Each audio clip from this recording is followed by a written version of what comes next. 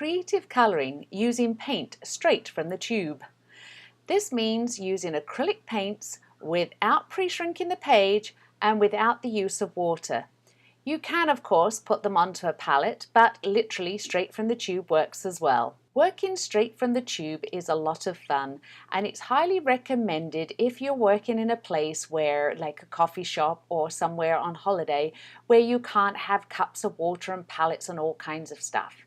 I still recommend using the perforations to remove the page from the book before you start to paint. It just makes it so much easier, and the spine of the book doesn't hinder your creativity. Painting straight from the tube is rather different than using a palette or diluting with water.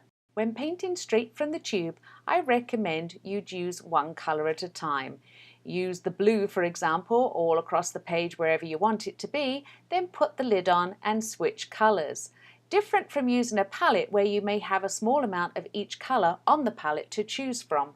When working straight from the tube, one of the big differences is blending colours. So if you want to blend a colour, then of course you have to make sure one layer of paint is still wet when you apply the second layer.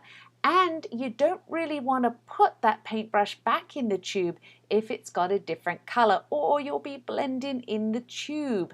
And maybe that's okay with you, but probably not.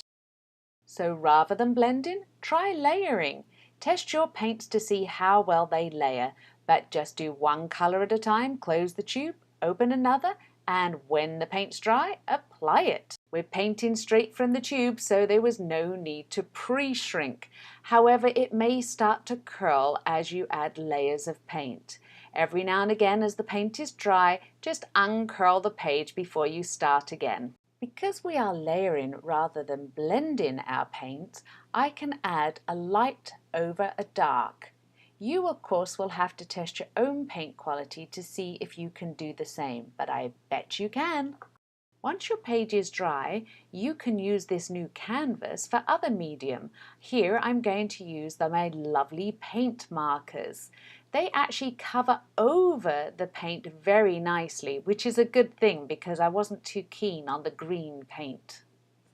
I really like China markers. I especially like the way they subdue some of the colours while adding texture. They've also got a lovely feel when you draw over a painted surface, so I had a lot of fun adding extra detail and outlining the sculpture. I decided to carry the design beyond the edge of the sculpture and fill in some of that blank space.